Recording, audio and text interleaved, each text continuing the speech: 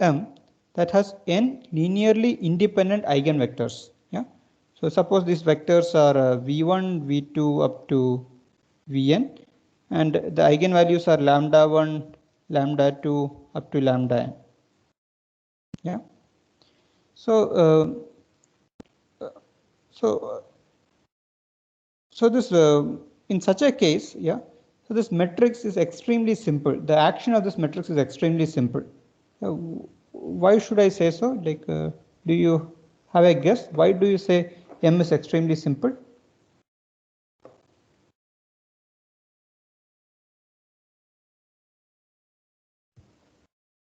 So it's just a diagonal matrix, I think. It's just a diagonal matrix. So why do you say it's just a diagonal matrix?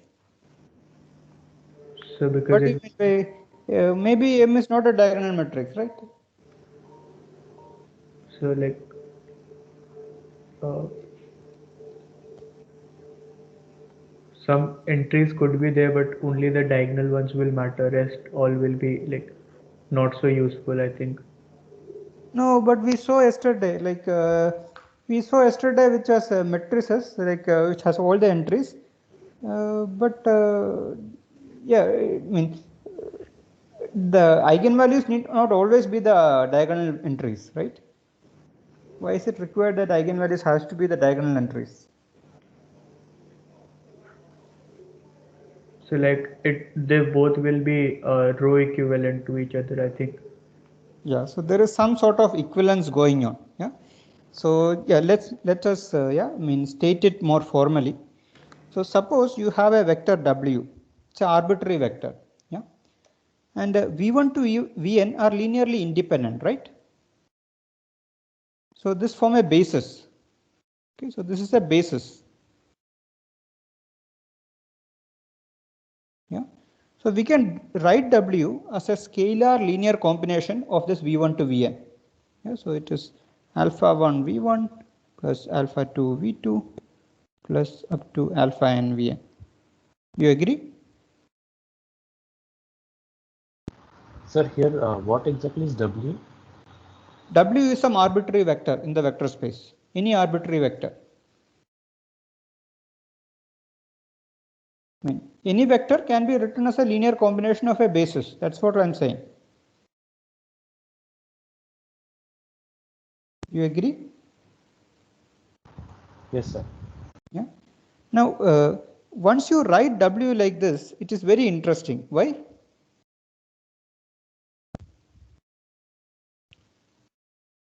So what happens if I do M times W?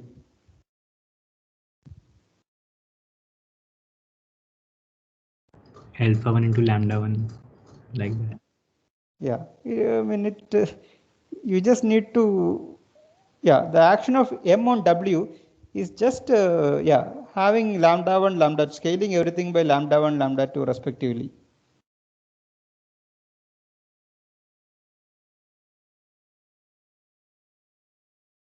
Yeah. And some of you already talked about diagonal matrices and everything. So what is the diagonal matrix relation? Yeah, this should give you some clarity.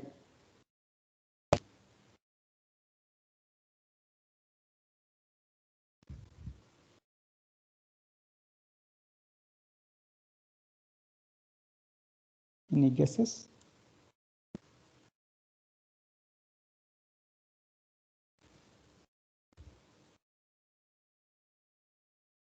So what is this alpha 1 to alpha n? So the coordinate of W. Yes, alpha 1 to alpha n are coordinates of W in the V basis. So MW is just the multiplication of the diagonal matrix with the coordinate. Yes, but in the V basis, if M is expressed in the V basis, right? Yeah. So initially M might not be in the V basis. Initially M is in the standard basis, E1 to En. Yeah. And if you change, yeah, the basis to V1 to Vn, then M becomes diagonal. if we change basis from the standard basis, which is E1 to En, to V1 to Vn, then you can say the linear transformation corresponding to M is diagonal.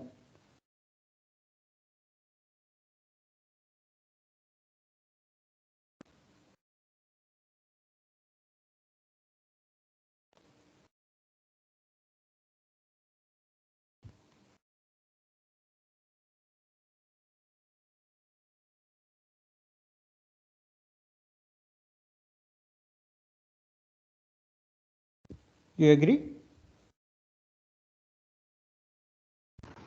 Sir, what have you written after M? ACT, ACT.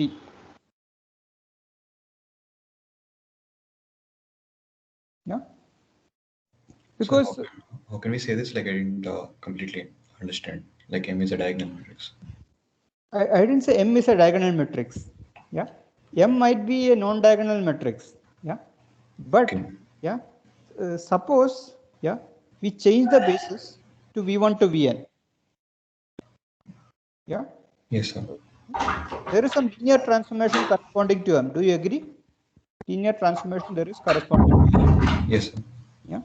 Now T, if it acts on the vector which is expressed in the V1 to Vn basis, yeah, that means the coordinates are alpha 2 up to alpha n. Yeah, what will you get?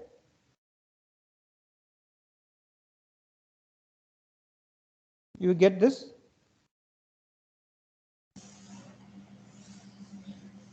Yes, sir. Yeah. So if you change the basis accordingly, M will become a diagonal matrix. That's what it means. Okay. Yeah. So if you change the basis, what happens to the matrix of the basis? How do you change the basis? How do you change the linear transformation matrix if the basis changes?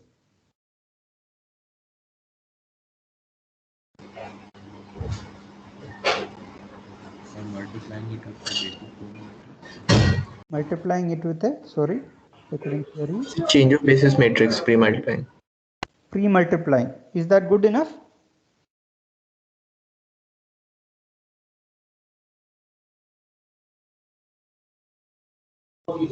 Sir, I think so, yes.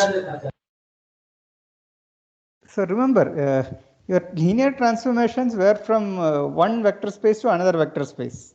Yeah. And in our case, both are the same vector space. Yeah. And you are changing the basis of both the vector spaces, not just one vector space. So is it just enough to multiply M on one side?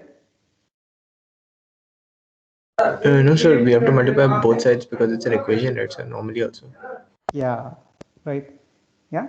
So you need to do something on both sides of the metric sum, because I mean we are talking about linear operators, V to V, and we are changing the basis of both the domain as well as the codomain to V1 to Vn. Right? Yeah. So how should you change it?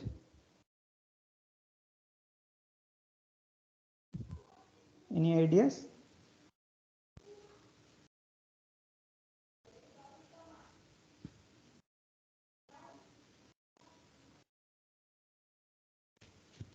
So T is this linear operator, yeah, and V to V, yeah. And in the old basis, in the old standard basis, yeah, basically its action was basically M times V, M times some W. So it mapped W to M times W. Yeah. Now, what happens in the like V1 to Vn basis? That is the new basis.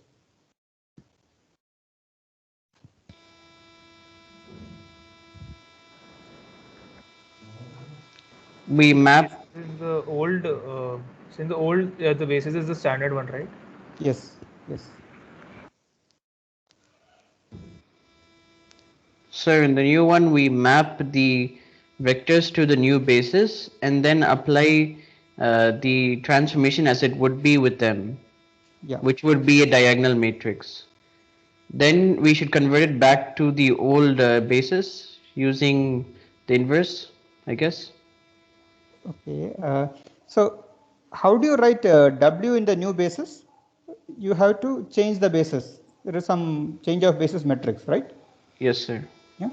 So let's say P times W, where P is a invertible matrix. Okay. So P is a invertible matrix.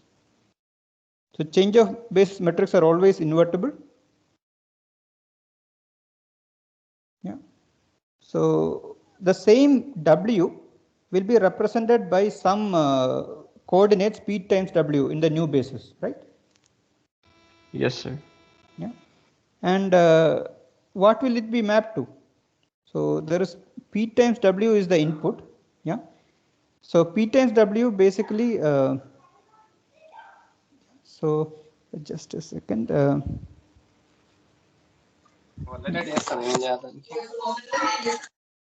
Hello. Yeah.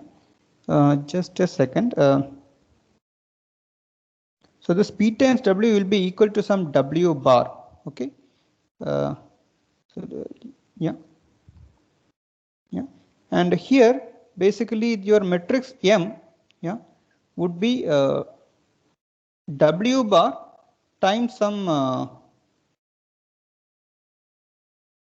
P. Yeah. So let me explain this. Yeah. So P is the change of basis matrix which converts the old basis to the new basis. You agree?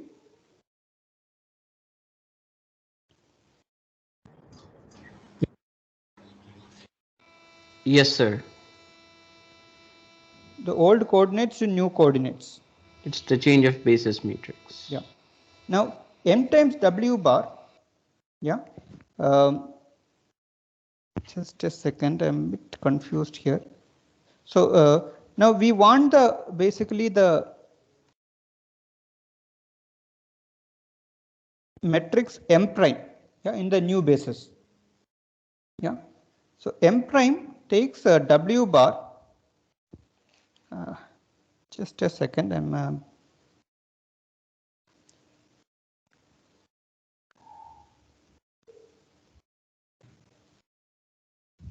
yeah. So this is how the M prime works.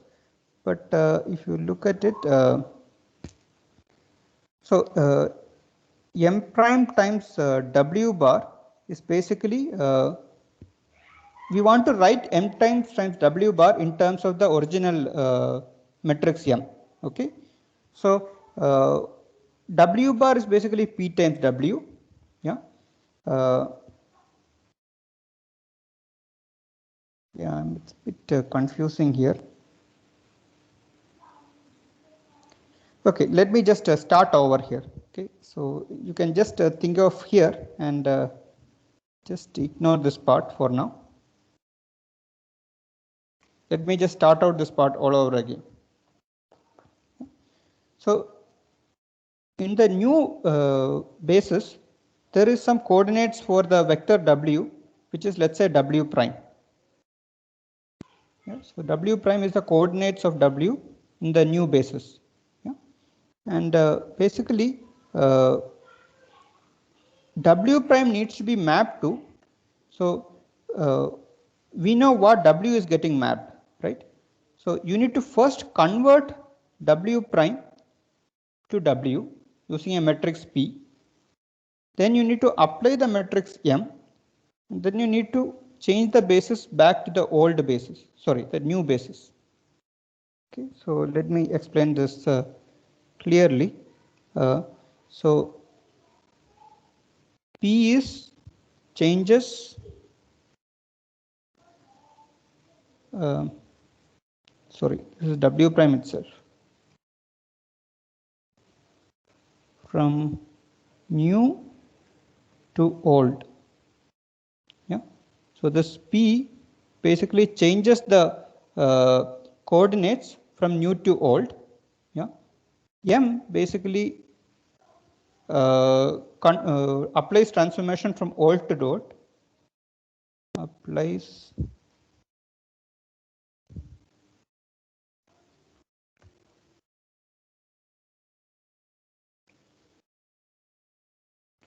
from old to old, yeah, and this P inverse converts from old to new.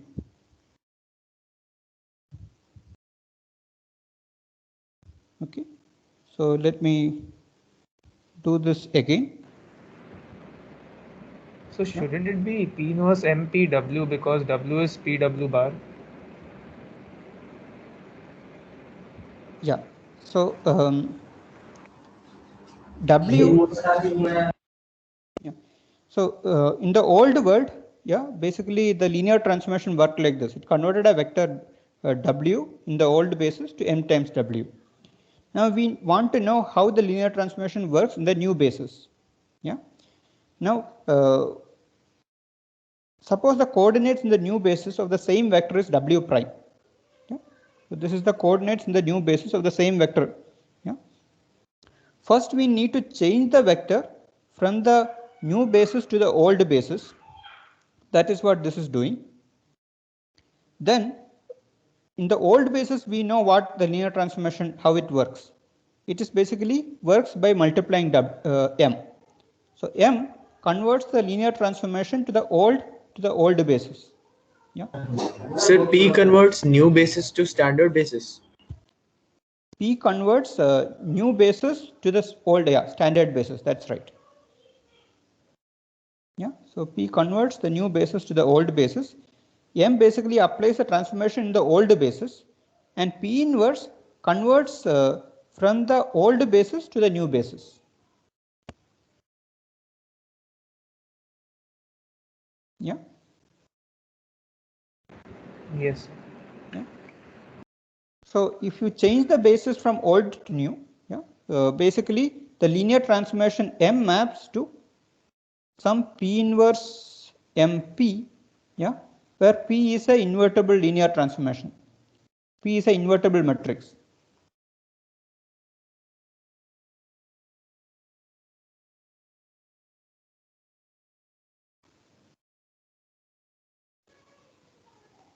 Okay. Yeah. And when we have a situation like this, yeah, when V1 to Vn are linearly independent eigenvectors, yeah, your M prime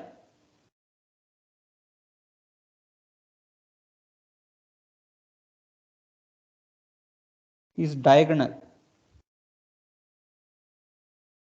Yeah, when P converts to eigenvector basis. Sir, I am a bit confused here. Mm-hmm. So first we wrote that W prime is equal to PW, right? In the first step. So ignore what I said in the initial thing. Yeah. Yeah, here only. Yeah. And then we're converting PW to MPW, where in the old basis, in the standard basis. So W prime, yeah, is the coordinates of W in the new basis. Yes. Yeah. So we know only how the transformation works in the old basis. That's what Yes. M is. So we need to convert from the new back to the old basis. That's what P is doing. Yes. So we got PW, right? Yeah, and we then got PW prime. So yeah. Then we got MPW, and then we wrote W as P inverse W bar, right?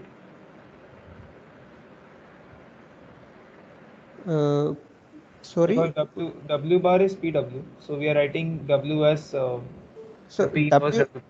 what is W bar here? You mean W prime? Yeah. W Yeah, prime equal to? PW. No.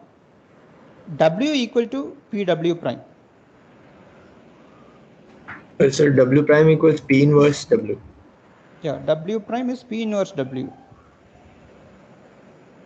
Oh, okay. Yeah, makes sense.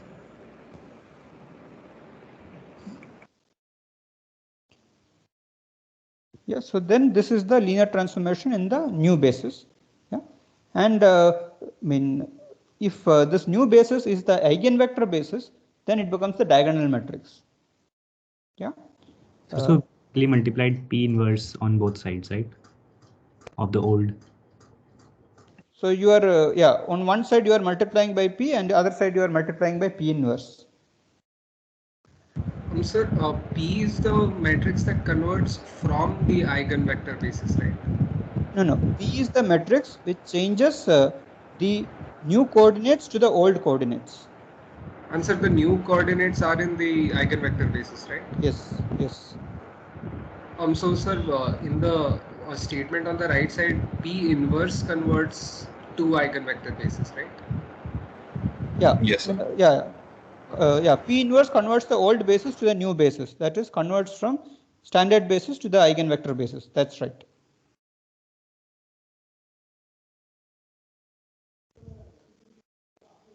Okay. Yes, sir. Thank you. Okay. Yeah, it's a bit confusing, but if you think of in the kind of this particular story, it is a little bit less confusing, for me at least. Okay. Sir, I didn't get that. Why? Like, how did you conclude that M prime equal is a diagonal matrix? How? Okay. Does anybody want to explain that? Anybody else want to explain that? Why is eigenvector basis? It's a diagonal matrix.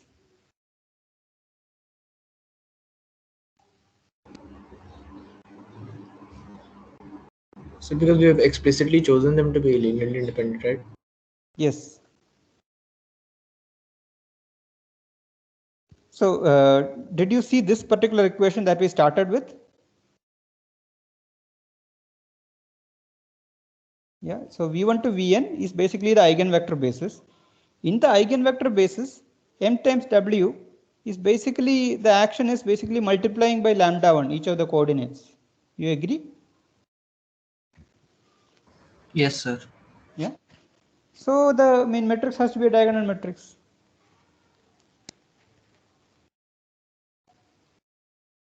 Is that clear? So no, sir. So let's say you have some vector w. Yeah, I am writing it as a linear combination of the eigenvector basis. Okay. Then what are the coordinates of w in the eigenvector basis? Alpha 1 to alpha n. Alpha 1 to alpha n. Yeah, that is clear. Yeah, and you take this equation and multiply by m. What happens? You get this.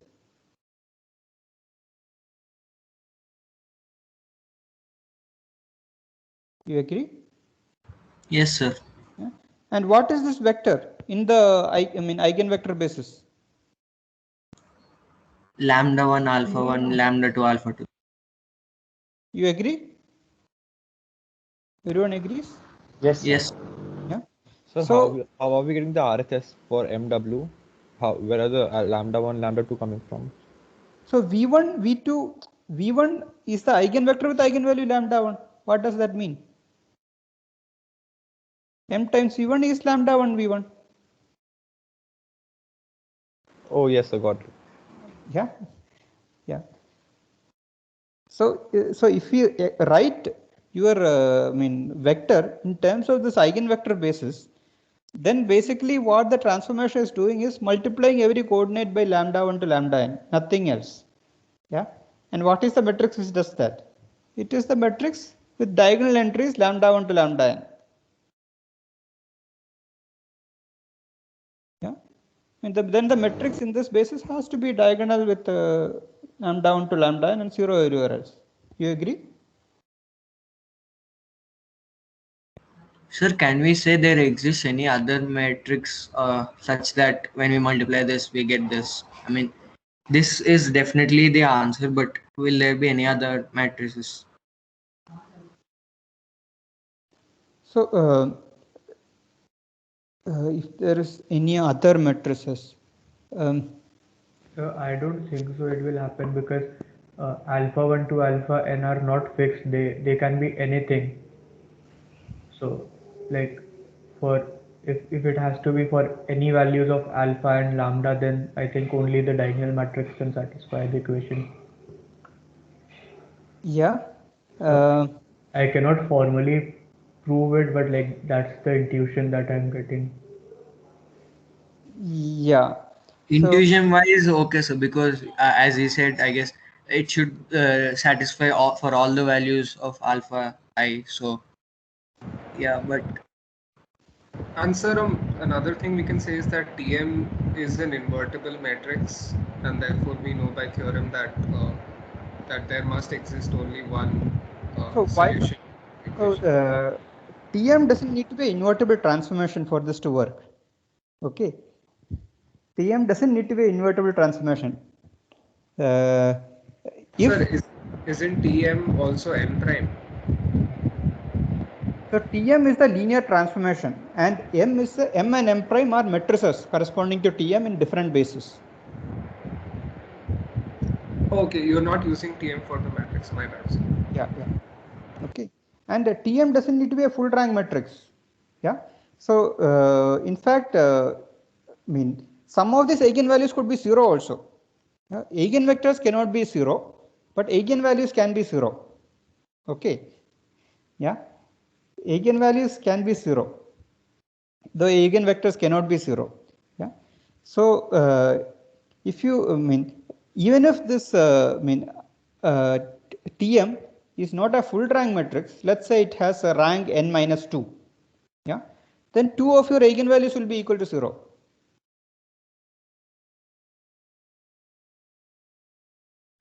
yes, sir. Yeah, and this still works. Your diagonal, it will be a diagonal matrix, but there will be some 0 entries in the diagonal. That's all. Sir, how are we saying that if the rank is n minus 2, 2 of the lambdas are 0?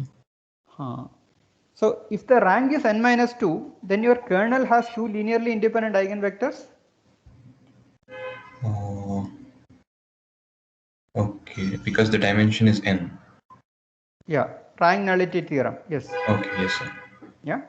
So your null space has at least exactly 2 linearly independent eigenvectors. The dimension of null space is 2. Yes, sir. Yeah.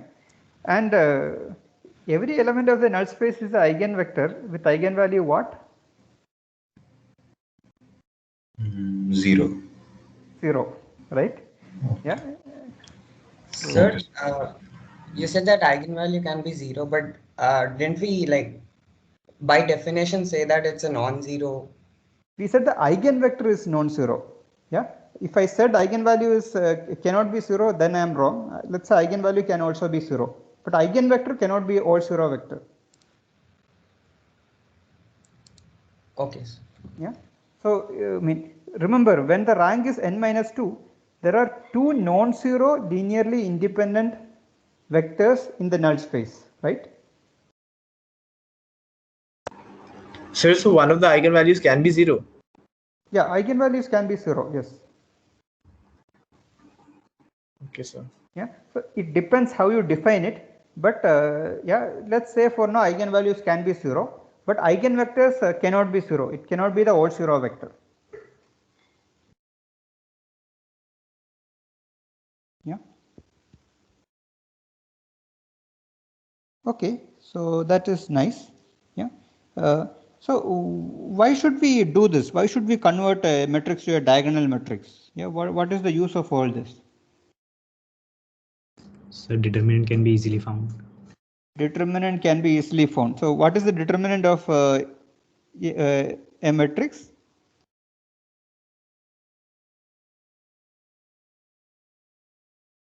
So what is the determinant? So like we can expand it using the cofactors and then calculate it.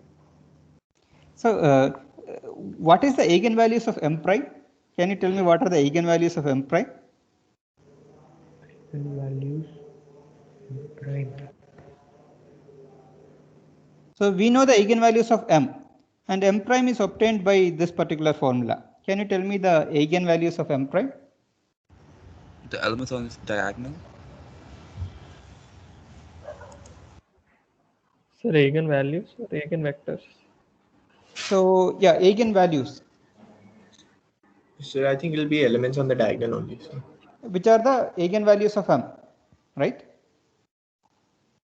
Yes, sir. Same. Yes, sir. Yeah.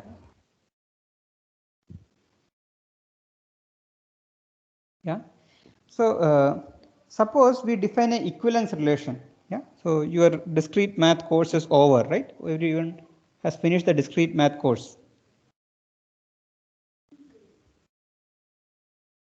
Right? Am I right?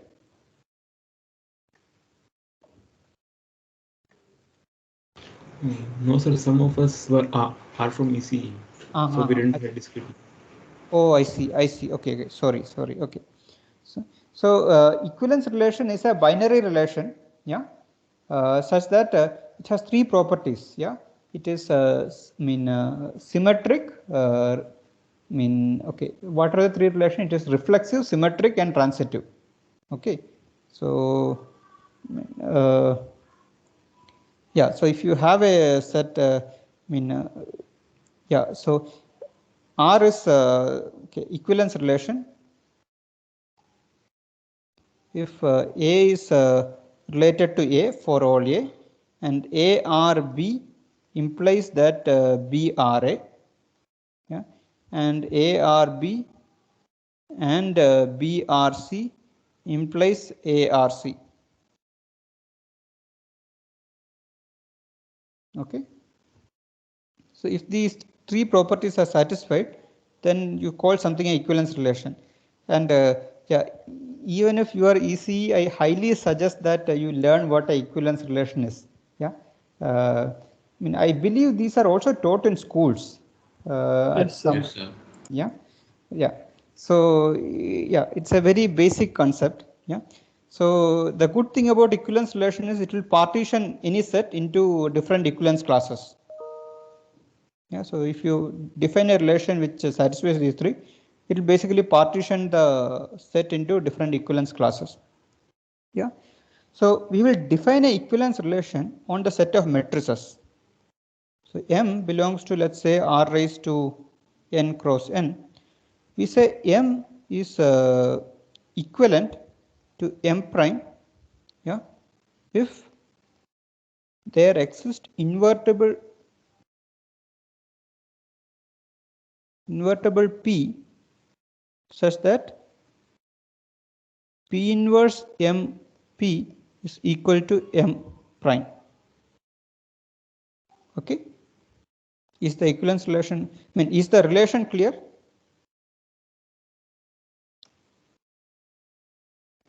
Yeah. So M is related to M prime if P inverse MP is equal to M prime for some invertible P. Do you think this relation is an equivalence relation?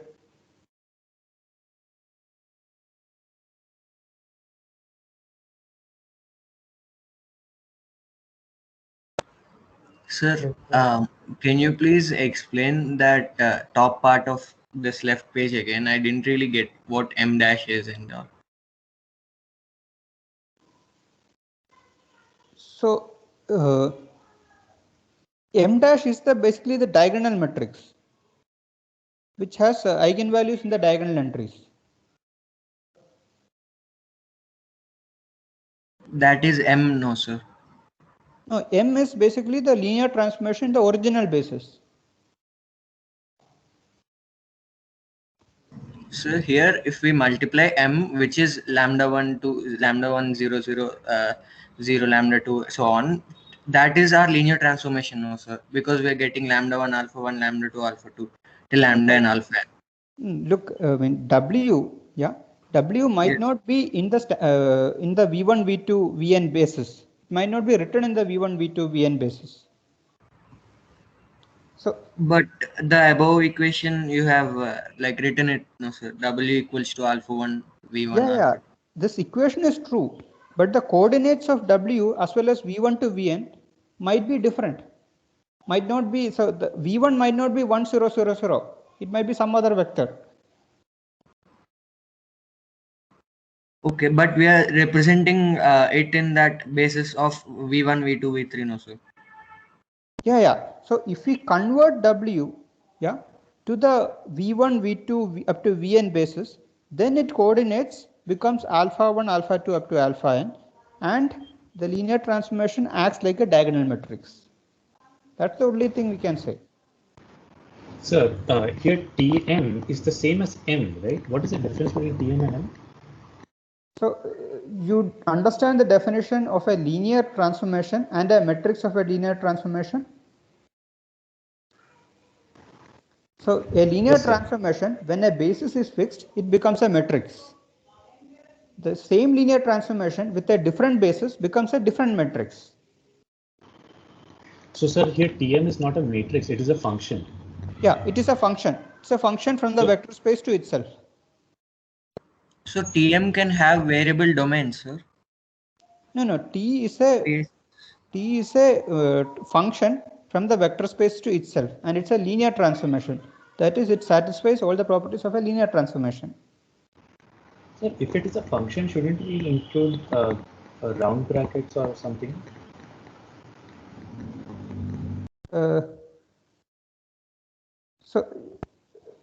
So it looks like you are not clear with the idea of a linear transformation. Okay. No, sir, I'm clear with that. But if it's a function. Yeah. So, yeah, I agree. I mean, strictly speaking, I have to do this.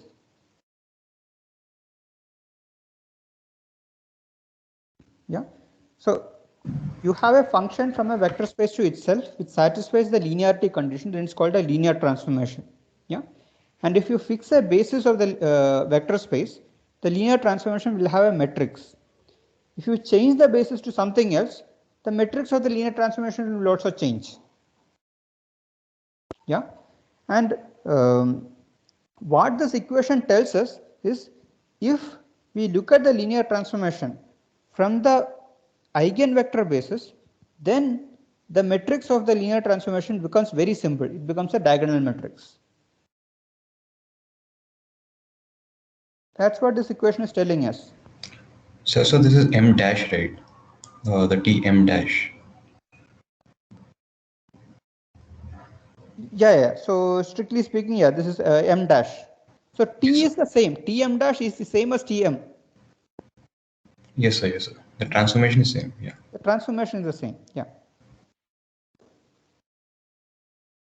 Sir, so M dash is the matrix corresponding to the linear transformation when we take basis to be the eigenvectors. Yes. Yes. So what is M here then? M is the the matrix of the transformation in the standard basis. So that is the old standard basis. The linear transformation acts like M.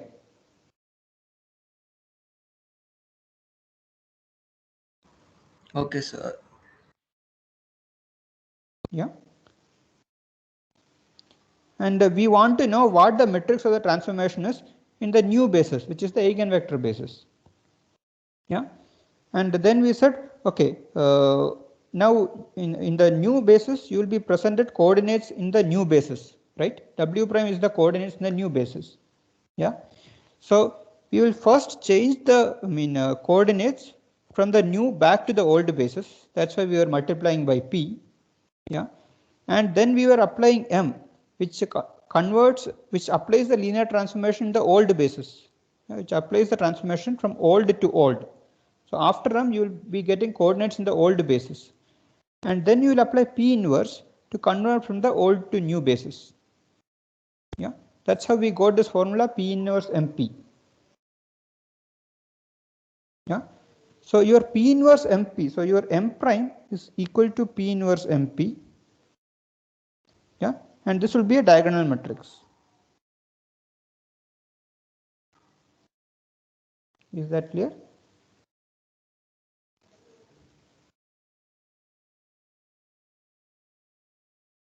So what is W dash here? W dash is a coordinates of the vector W in the new basis. Okay. Then, so please repeat this part again. How M dash equals P inverse MP. Okay. So W prime is the coordinates of W in the new basis, right? Yes, sir. Yeah. So we know how the linear transformation works in the old basis. Yes, sir. Yeah. So what we are going to do is we will change from the new basis to the old basis. Yeah. By Yes, multiplying by P. Yeah. So P is the change of basis matrix which changes from the new back to the old. Okay. Yes, sir. Yeah. So yeah. So we will change to the old matrix, and in the old basis, in the old coordinate system, you know how the linear transformation works. It's just multiplication by m. Right? Yes, sir. So after you multiply by n, you will get coordinates in the old basis, right? Coordinates after we have applied linear transformation. Yeah, that will be in the old basis because we have already multiplied by m. Yes, sir. Yeah. Now we need to convert back to the new basis again because we want to do everything in the new basis. Yes, sir. So we multiplied by P inverse. Yeah. So now in the new world, your transformation looks like P inverse MP. Okay, sir. Okay, got it. Yeah. Yeah, it's a bit confusing, but if you think clearly and slowly, it will work out. Okay. Yeah. Okay. Yeah. So yeah. So if you take a linear transformation, yeah, we can look at similar matrices. Yeah, we will say that M is similar to M prime if you can convert M to M prime by a invertible linear transformation like this. Sorry, invertible matrix like this. Yeah, and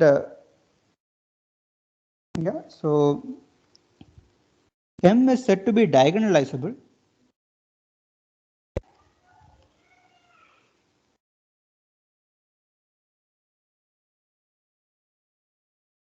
If and only if M is equivalent to a diagonal matrix.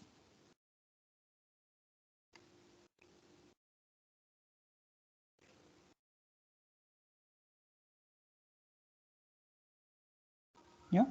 So wherever you're using this triple equivalence sign, that's our new equivalence relation, right? There is no new equivalence relation or old equivalence relation. There's only one equivalence relation.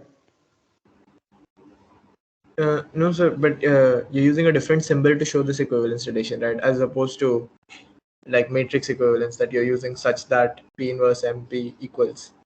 So that is a different equivalence. So this is equal. This is equal to sign. Okay, sir. This is the equivalence relation sign. This is the equal to sign.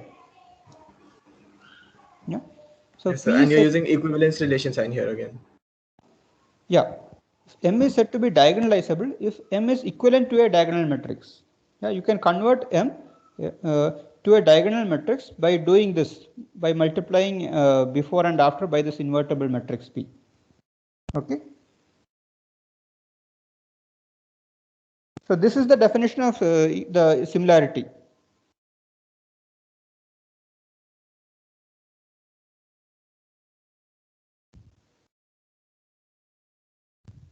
Okay, is that clear?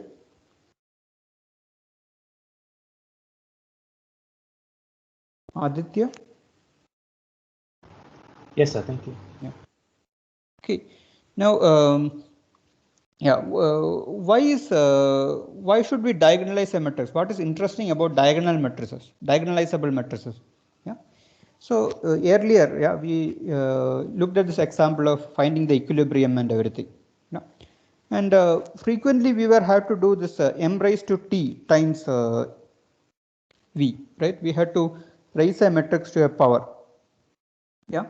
One way to do it is, okay, you just keep multiplying and everything. There are some tricks you can do to reduce the complexity. Yeah.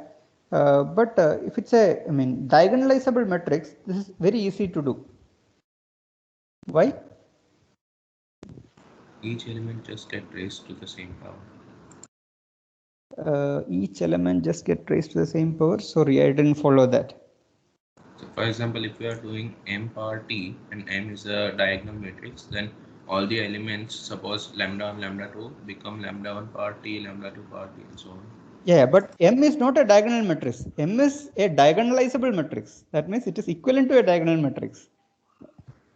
So we'll multiply P and P inverse after doing that. Yeah, yeah.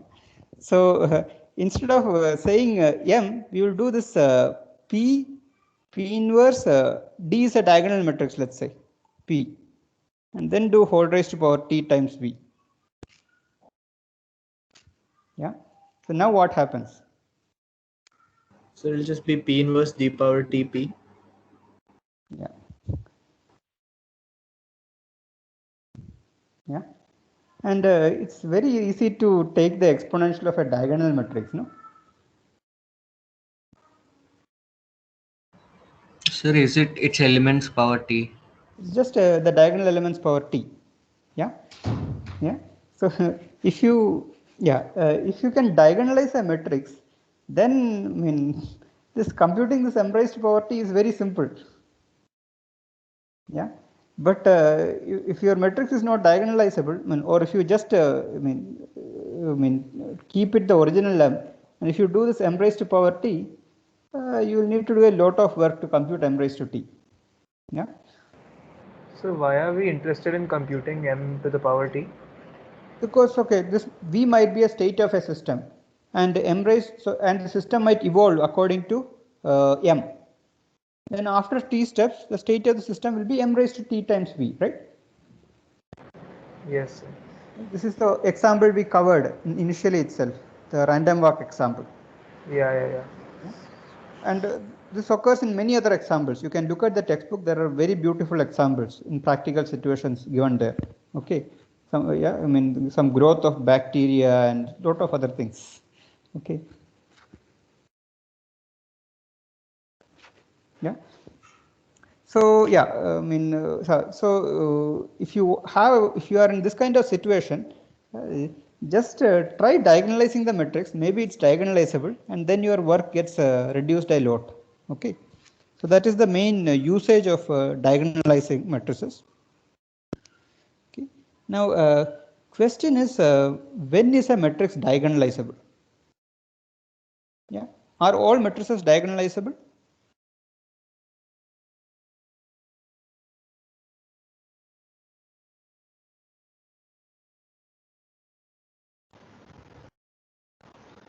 So we are still talking about if M has n linearly independent vectors, right?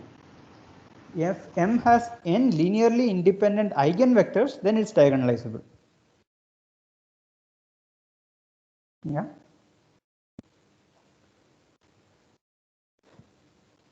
That's what we said, no? So M has n linearly independent eigenvectors, then this works, and then we are fine. No, sir, my question is, so far we're only considering the case where M has n linearly independent vectors, right? Yes. So my question is, suppose M is some general matrix. Yeah. Can you diagonalize any matrix? No, sir, because it may not be a linear transformation in the first place. Why do all matrices correspond to some linear transformation, no?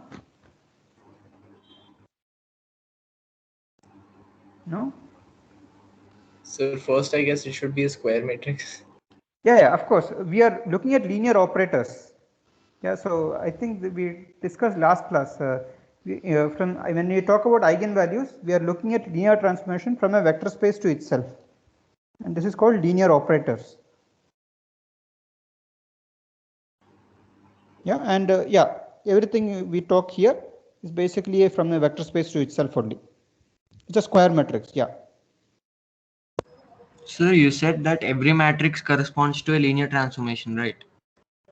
Every matrix corresponds to a linear transformation. You don't agree? No, sir. If its column vectors are linear, like if let's say if two column vectors are linearly dependent, then we can't write it as a linear transformation, right, sir? Because So column what vectors is a must linear be transformation? What are the requirements for a linear The transformation? rank will be less in that case, but it doesn't change it.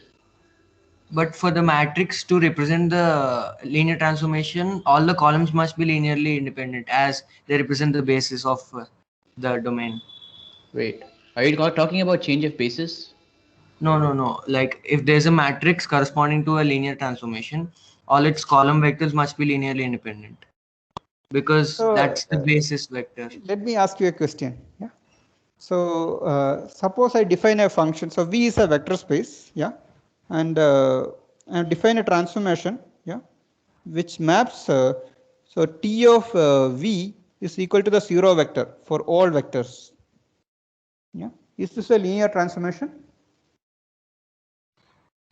Yes, because it satisfies those two conditions. Yeah. So what is the matrix of this linear transformation? It will be null vector. All zeros matrix. Yes. Yeah. Is the columns linearly dependent or independent? They are dependent. Yeah. So something's wrong what you said, right? Sir, but we will compute the basis vector, like the output of basis vectors in that, and then we represent those in the range. Just remember this: the range of the transformation does not have to be the codomain. Yeah. Yeah. So you suppose you have T V to V. Yeah. Now the range of T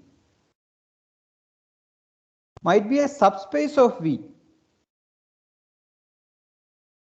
Yeah. Range of V need not be equal to the full V.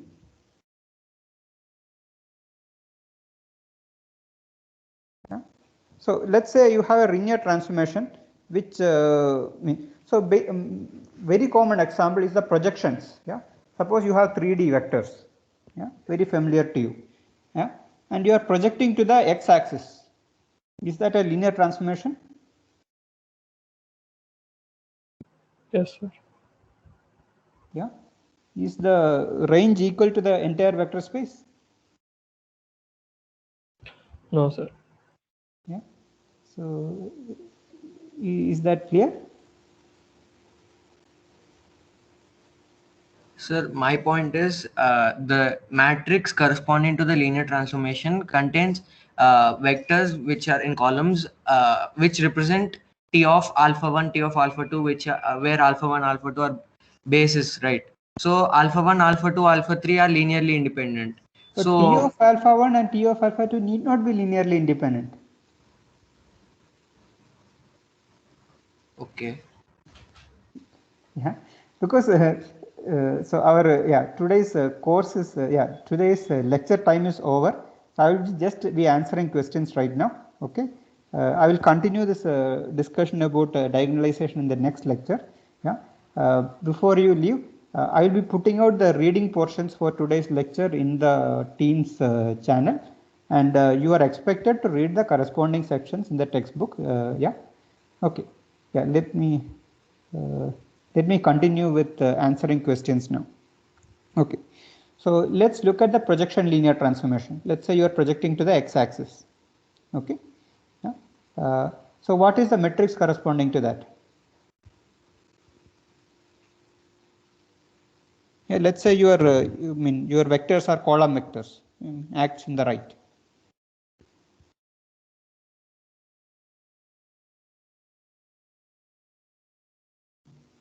Yeah, so what is the matrix corresponding to projection to x-axis? So 1, 0, 0 and rest are zeros.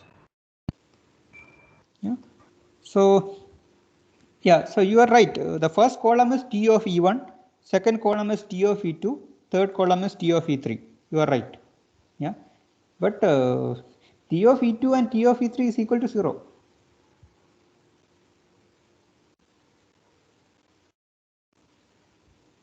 Yes, sir. Yes. So they need not be linearly independent. E3 are linearly independent. But yeah. Yes, sir. Yeah. Okay. Any other questions? Sir, in the left page, you have written eigenvalue of m dash equal to eigenvalue of m. Yes. What does that mean? Yeah. This is an interesting theorem to prove. So if m and m prime are equivalent, Yeah, so this is the definition of similarity. M and M prime are similar. Yeah. Then their eigenvalues are also the same. Can you prove that? In fact, this is a problem in the assignment that I have put out. Since it is a diagonal matrix, its values are lambda 1, lambda 2, so on up to lambda n. So here M and M prime need not be diagonal. I am only saying you just multiply by some P and P inverse, you get M prime. Here none of M or M prime might not be diagonal in this particular definition. So does this mean that all eigenvalues are same, or is it the number of eigenvalues of M dash is same as M?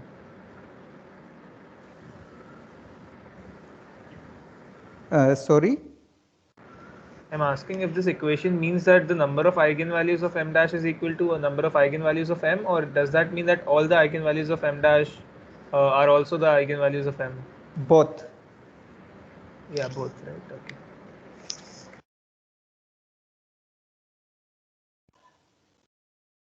Is it to see that? Sir, can M and M prime both be converted to same diagonal matrix? Like, but M and M prime might not be diagonalizable, no? So suppose they are diagonalizable, then what you are saying is correct, right? Yes, sir. Yeah. So if both of them is diagonalizable, that is in the equivalence class of M, there is one diagonal matrix. Then both of them can be converted to the same diagonal matrix. Then the eigenvalues become same, right? Sir, I have an intuitive explanation for this this eigenvalue of M dash equal to M. Mm-hmm. So eigenvalue should depend only on the linear transformation itself, right? Not so how do you prove that? That's the question. So take any matrix, So M be a matrix of a linear transformation in one basis. M prime is the linear matrix of the linear transformation another basis. Then the eigenvalues of M as well as M prime are the same. The number and the value. So we can take a general case. So let MV equal lambda V, and using the same lambda, we check if it is equal for P inverse MP. Okay, so P inverse MP, So you need to find a vector V such that P inverse MP. So we need to find a vector W such that M prime W is basically lambda times W, right? So this is given. This is to prove, right? Yes, sir. Yeah. So what is the, and we are told that M prime is P inverse MP. Okay, so P into V is P into V prime is V, then M into V is lambda. Oh, yes, sir, understood. Then we convert that. Sir, isn't this same as like the one which we have done below W dash? I mean, we'll convert it into new old basis and then multiply it with M and then multiply it with P inverse again. I mean, there's you can understand it in various different ways, but same only. So if M and M prime are similar, then their eigenvalues, the number and the value, all of them are the same. And eigenvalues are a property of the linear transformation, not the matrix really. Okay. And there is a assignment problem also in regarding this.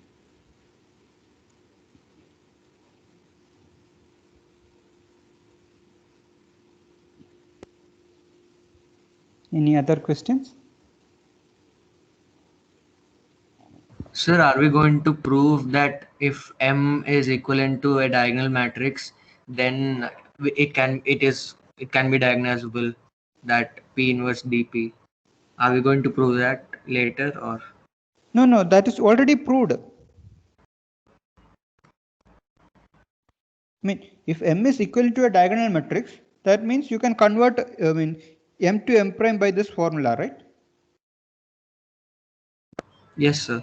And for the diagonal matrix, I mean basically the standard basis is the eigenvectors. Yes, sir. Yes, yes. Yeah, and so you have a linearly independent set of eigenvectors. So it is yeah, I mean it is diagonalizable. Then you have in the yeah.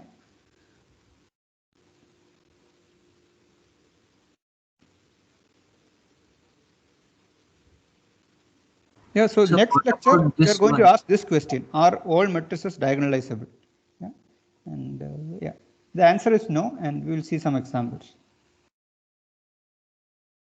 So what about this one, sir? If M is equivalent to M dash, like if and only if there exists invertible, then P inverse MP equals to M dash.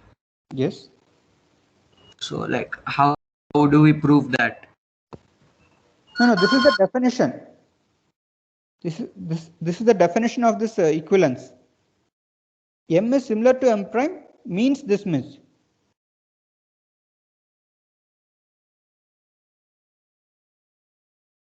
Sorry, is that clear? This is the definition of similarity. Okay, sir. Okay. Yeah. Sir, and in the previous page, I mean the left one. Okay. Here you said W maps to MW, right? Yes. So it's actually like some lambda W, right? Like the scaling factor should be there. Why is W a eigenvector? I didn't say W is a eigenvector, no? Okay, W is some arbitrary vector in the old basis. Yes, sir. So W maps to what does it mean? So like MW maps to W.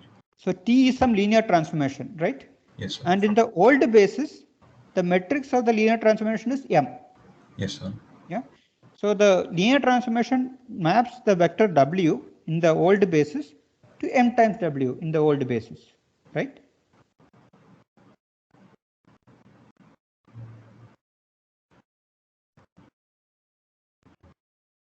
Okay. I mean, X is mapped to F of X. I mean, okay. Yes, that's all I'm saying. Sorry. Yes. Yeah.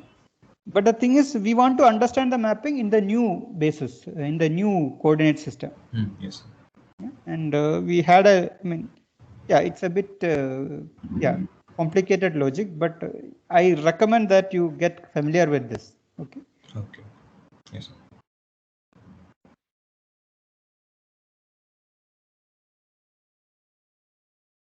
That's all.